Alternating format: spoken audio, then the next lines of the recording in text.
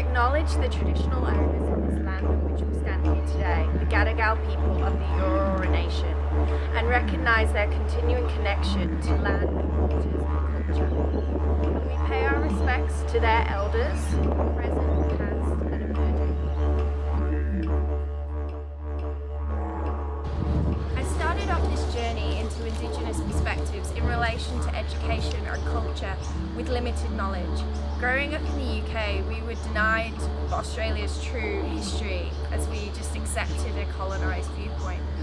When visiting Cooktown in 2008, I held negative connotations of Aboriginal people as I was warned to stay away from them and therefore just perceived them as a danger to society.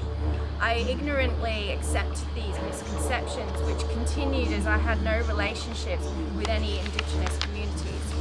It wasn't until I moved to Redfern in 2010 that I started to acknowledge and question Indigenous perspectives as housing in my local area were being relocated.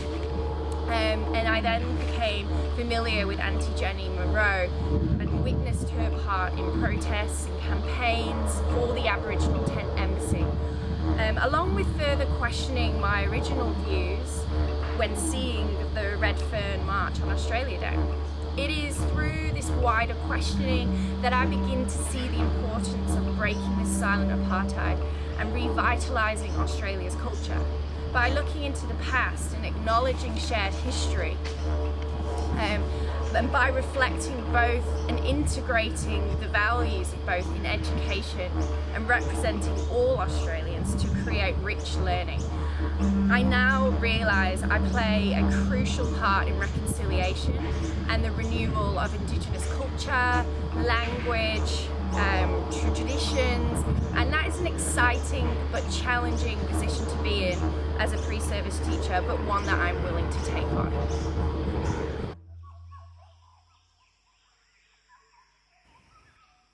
My own personal ignorance is now evolving as I realise the value my newfound knowledge can have on my practice and the importance of supporting and listening to the voices in the community and working alongside those important individuals who are making contributions to changing the discourse from inclusion and really acknowledging that First Nations learning can only strengthen our curriculum and improve our rich learning in the classrooms.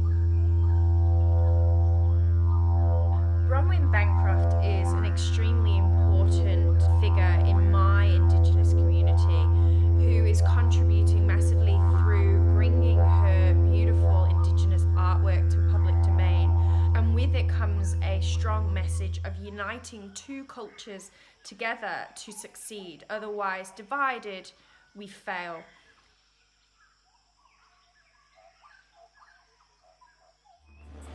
As we sit here on Gadigal country, we remember the valuable contributions made in history by Pearl Gibbs. She was the first female Aboriginal to speak on radio for gender equality, equal pay and discrimination.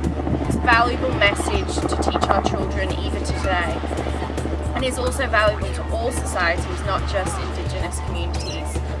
She did much to change public opinion and even was able to get the government to improve the terrible conditions in reserves.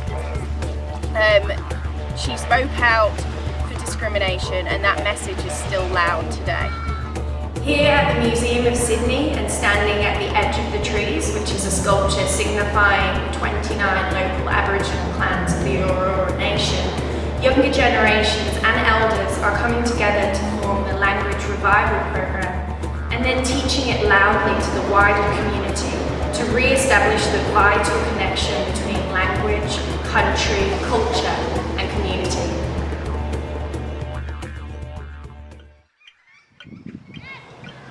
Now that I'm more equipped with Indigenous knowledge, this encourages me to use the 8 Ways pedagogy framework to strengthen the community ties by focusing on the revival of the Gadigal language of my country into my classrooms.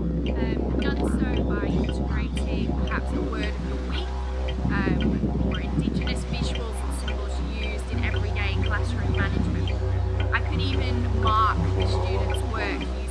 Gadigal language, as well as having daily routines, welcomes each day in the Gadigal language, and when doing the daily weather and calendar we can acknowledge Indigenous seasons. By truly integrating the Indigenous